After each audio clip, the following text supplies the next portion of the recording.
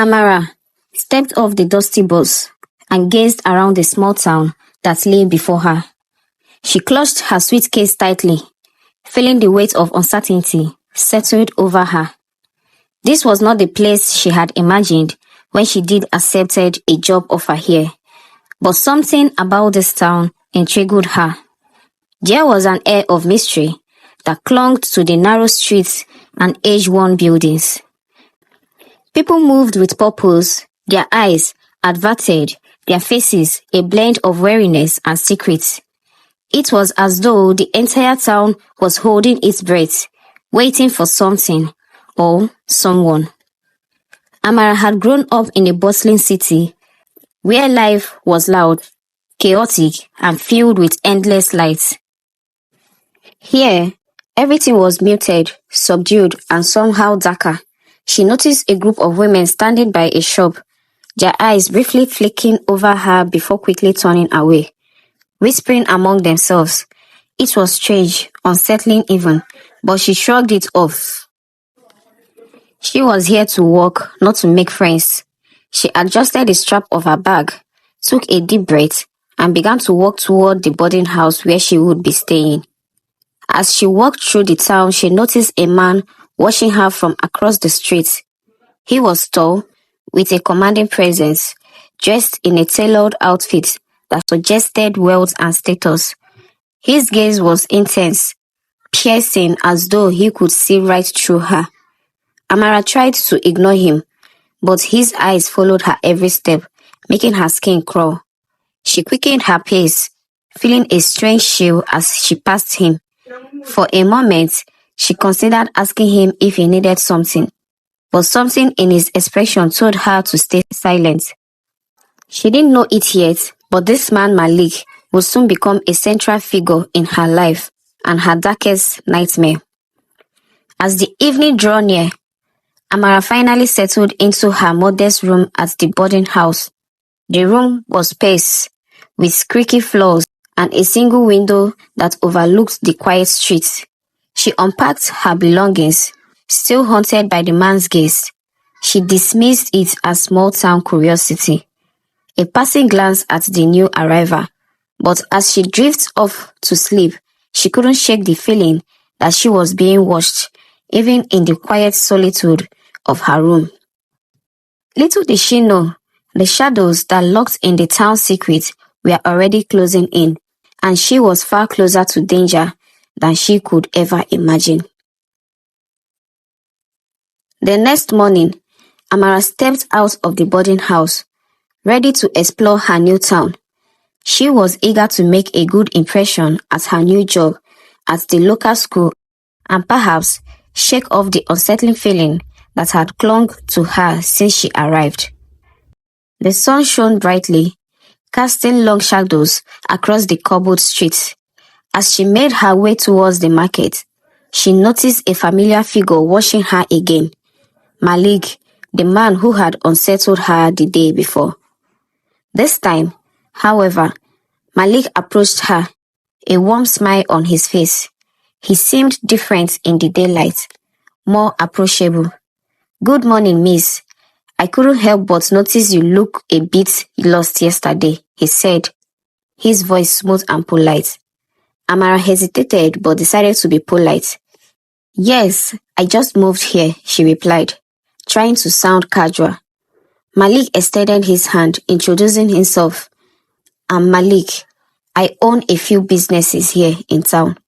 If you need any help settling in, don't hesitate to ask." Amara shook his hands, feeling the firmness of his grip and noticing the faintest trace of something cold in his gaze, but she brushed it off. Malik seemed kind, even charming, as he offered to show her around. They walked through the market together, where vendors called out to potential customers, selling everything from fresh produce to handmade jewelry. Malik seemed to know everyone, exchanging nods and brief conversation as they passed. Amara found herself relaxing, convinced that perhaps she did misjudge him. But as they passed a small stall selling meat, she noticed something odd. Malik lingered there, exchanging hushed words with the vendor. For a brief moment, Amara thought she saw a flash of something raw, almost feral in his expression. She couldn't understand why, but a shiver ran down her spine as she turned away. After parting ways with Malik, Amara continued to wander through the market, taking in the sights and sounds. She stopped at a store where a friendly older woman was selling handmade bracelets. They struck up a conversation, and Amara mentioned her encounter with Malik. The woman's face darkened, her eyes darting around as if afraid someone might overhear. "You should be careful around him," the woman whispered, leaning in close. "Malik has a way of making people disappear." Amara frowned, not sure if the woman was serious or just indulging in small-town gossip. "What do you mean?" she asked, curious but cautious. The woman lowered her voice even further. "They said he is involved in things. People go missing around here, especially the young women, and nobody ever asks questions. They just vanished." Amara's heart skipped a beat.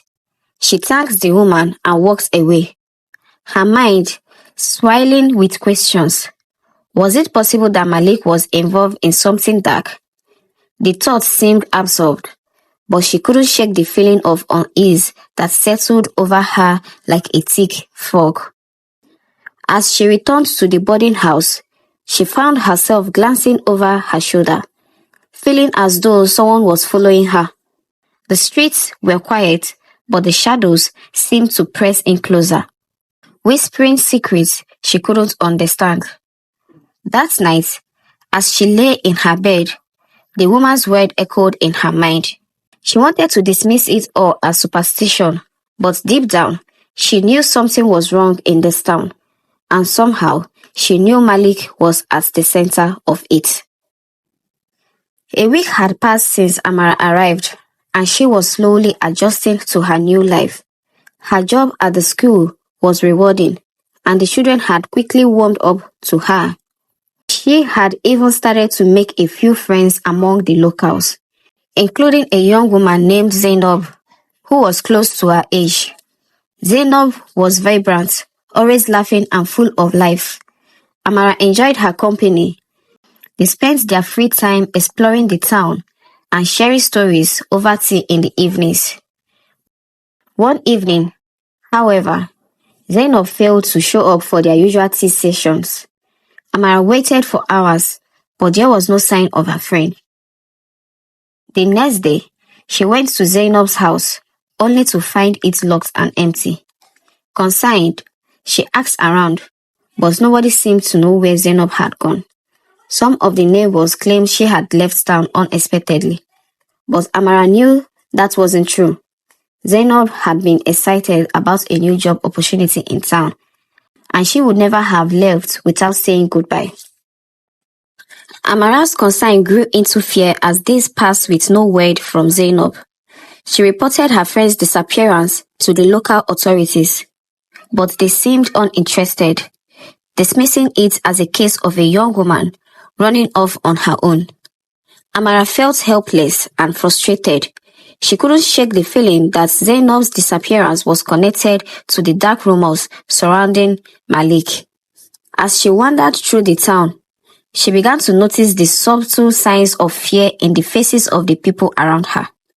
It was as though everyone knew something but refused to speak of it, and in the shadows, she felt Malik's eyes watching her.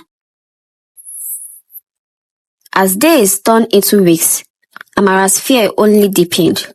The disappearance of Zainab weighed heavily on her mind, and the silence from the authorities were maddening. Every attempt to inquire further was met with dismissive responses or blank stares. It was as if the entire town had collectively decided to erase her friend from memory. But Amara refused to forget. She became determined to uncover the truth, no matter the cost. Driven by desperation, Amara decided to investigate on her own. She began to ask subtle questions about Malik, carefully choosing her words and watching for any reactions. People were guided, their face blank, but occasionally she would catch a flicker of fear or discomfort in their eyes.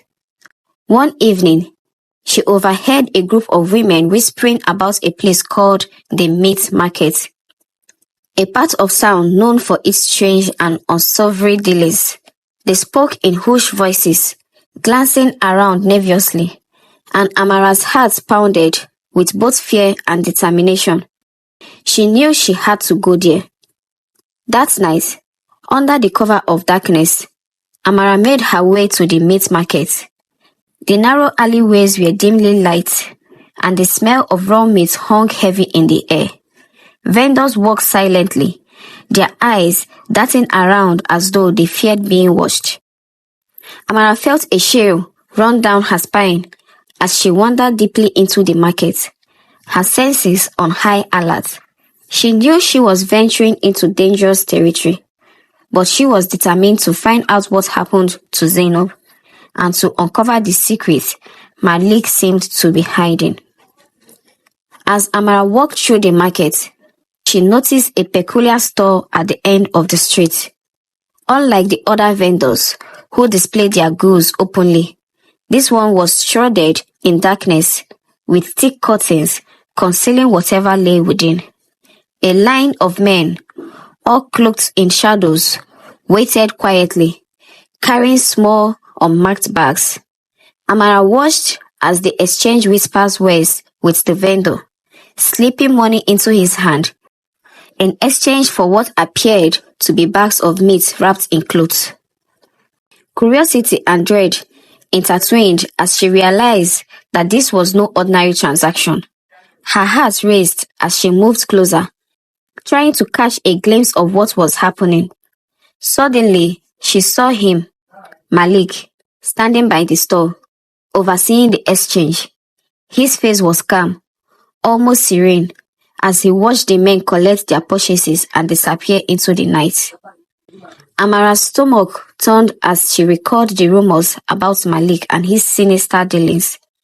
Could it be possible that these bags held more than just animal meat? The thought made her feel sick, but she couldn't look away. Before she could slip back into the shadows, Malik's gaze fell upon her. His eyes widened for a split second, and then he smiled.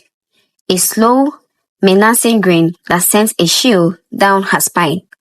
He made his way towards her, his expression unfaltering. "Amara," he said smoothly, his voice barely above a whisper. "What a surprise to see you here." Amara struggled to keep her composure, masking fear with a light-lipped smile. "I was just curious about the market," she stammered, hoping her lie was convincing. Malik's smile widened, but his eyes held a dark promise.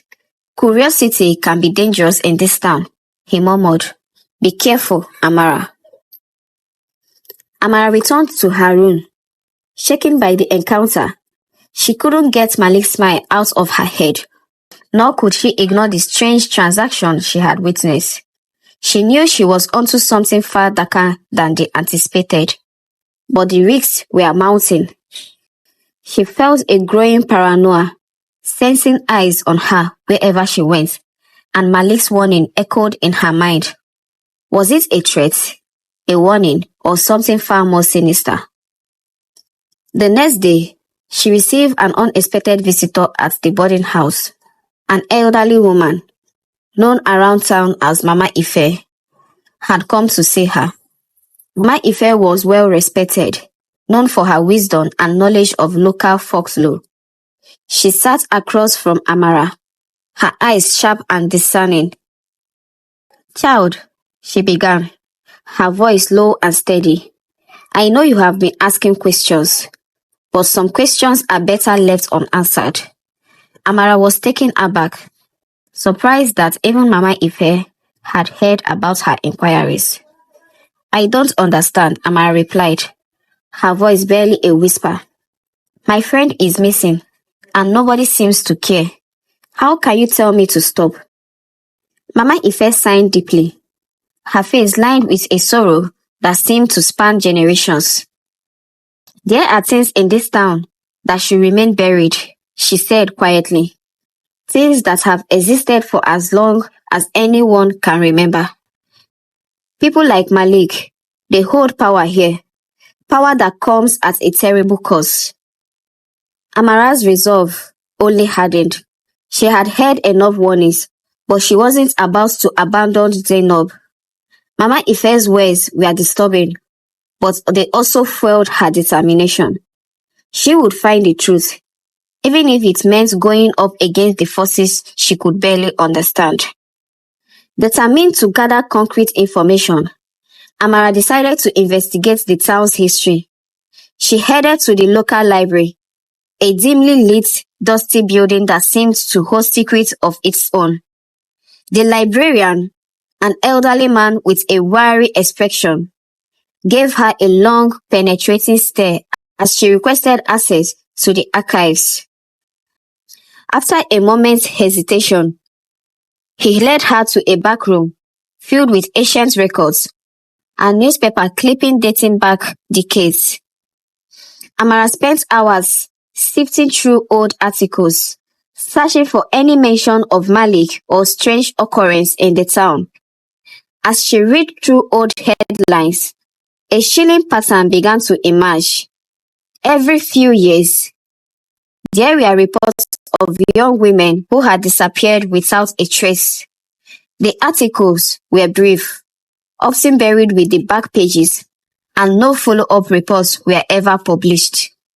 It was as if the town had collectively decided to forget these women, erasing them from memories. Her heart pounded as she stumbled upon an article featuring a young Malik, decades younger but unmistakably him.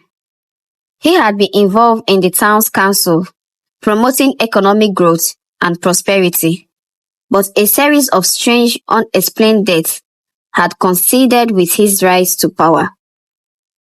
Amara felt a wave of nausea as she realized the scope of his influence.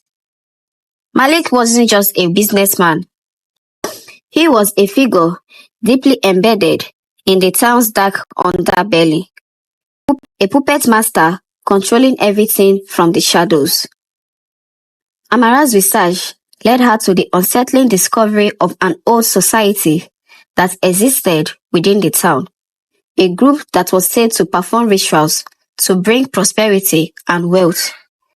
Whispers of sacrifices and dark ceremonies surrounded the society, but concrete details were scarce.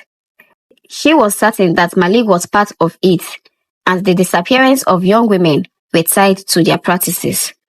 This society operated under a strict code of silence, one that no outsider had ever dared to challenge. Desperate for more information, Amara began to reach out to some of the older townspeople. Most were too afraid to speak, but one man, Uncle Jide, who lived on the outskirts of the town, finally agreed to talk. When she arrived at his modest home, he welcomed her with a cautious glance, shutting the window behind her and drawing the curtains. "You are playing with fire, girl," he muttered, his voice trembling. "This town is caused by sins of the past, and those who try to uncover the truth rarely live to tell the tale." He explained that the society operated with blessings of the town's most powerful figures, including Malik. The sacrifices, the disappearance, it's all part of an ancient path. Uncle Jide whispered, his face pale. They believe that by offering certain things, they keep the town prosperous. But it's not prosperity. It's a curse. Amara's mind reeled. The pieces of the puzzle slowly coming together. She realized that Malik wasn't just a man.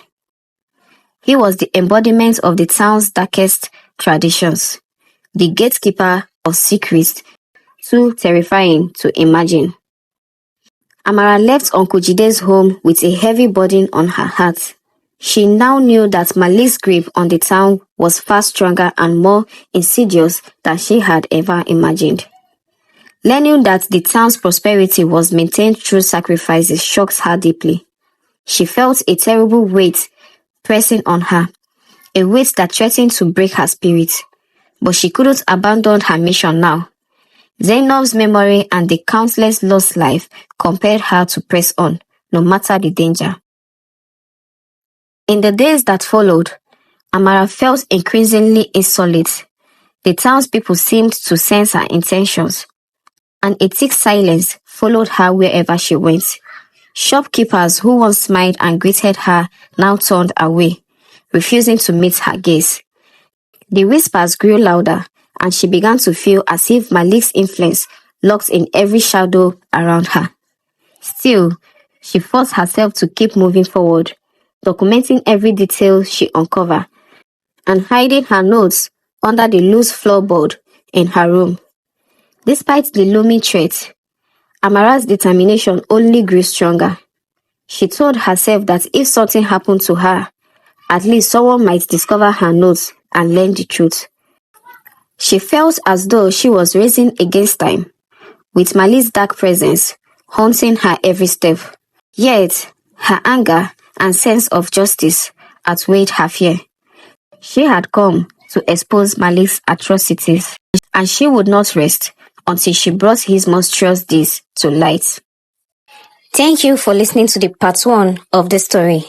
Please do well to like, share, and subscribe for the part 2 of the story. And also, don't forget to drop a comment and tell me how soon you want me to release the part 2. Thank you.